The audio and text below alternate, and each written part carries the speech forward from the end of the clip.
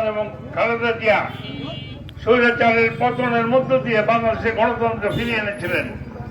আর গত 17 বছর ফ্যাসিবাদী আওয়ামী লীগ বাংলাদেশের মানুষের গণতন্ত্রকে হত্যা করেছে, কথা বলার অধিকারকে কেড়ে নিয়েছে।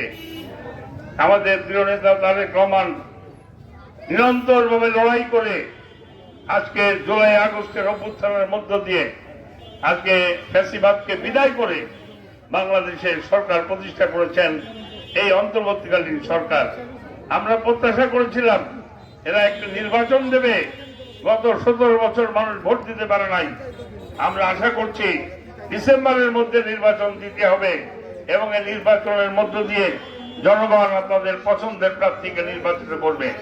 আপনাদের এলাকায় আমাদের যিনি প্রার্থী যিনি নির্বাচন করেন আলহাজ রকিবুল ইসলাম বকুল, দুঃসময় মানুষের পাশে থাকেন, মানুষকে সাহায্য করেন।